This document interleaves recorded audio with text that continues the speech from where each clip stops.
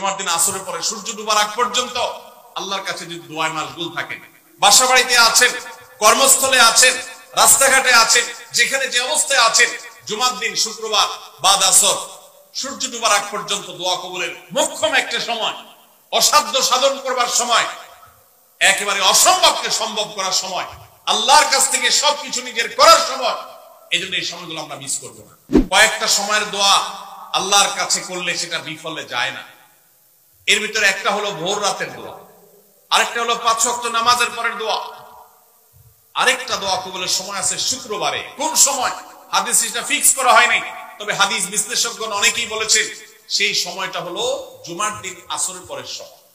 জুমার দিন আসরের পরে সূর্য ডুবার আগ পর্যন্ত আল্লাহর কাছে যদি দোয়ায় মাশগুল থাকেন, বাসা বাড়িতে আছেন, কর্মস্থলে আছেন, রাস্তাঘাটে আছেন, যেখানে যে অবস্থায় আছেন, জুমার দিন শুক্রবার বাদ আসর সূর্য ডুবার আগ পর্যন্ত দোয়া কবুলের মোক্ষম একটা সময়, অসাধ্য সাধন করবার সময়, একেবারে অসম্ভবকে সম্ভব করার সময়, আল্লাহর কাছ থেকে সবকিছু নিজের করার সময়।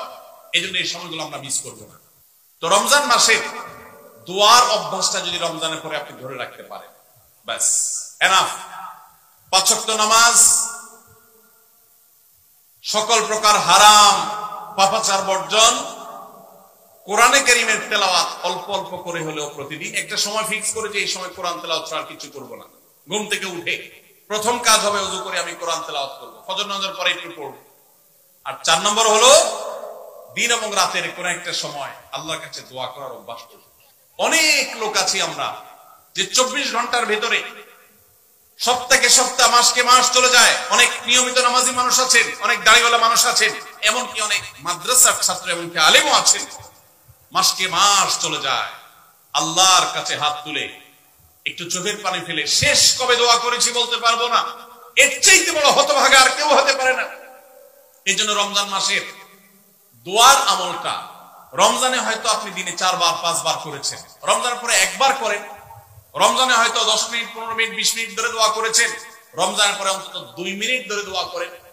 এই 4টা কাজ, 5 ওয়াক্ত নামাজ, সকল পাপাচার বর্জন, কোরআনে কারীমের তিলাওয়াত, আর দিন এবং রাতের কোন একটা সময় আল্লাহর কাছে দোয়ায় মাশগুল হওয়া, এই 4টা কাজ রমজানের, এগুলো যদি আপনি ধরে রাখতে পারেন তো ইনশাআল্লাহ আপনার রমজান সাধনা, আপনার রমজান ইবাদত বন্দেগী আল্লাহর কাছে কবুল হয়েছে। আল্লাহ আপনাকে মুত্তাকি হওয়ার তৌফিক দিয়েছেন, মুত্তাকিদেরটাই আল্লাহ কবুল করেন।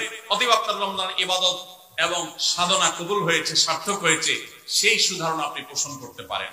সবাই চেষ্টা করবো তো ইনশাআল্লাহ। আল্লাহ আমাদের সবাইকে সেই তৌফিক দান করুন।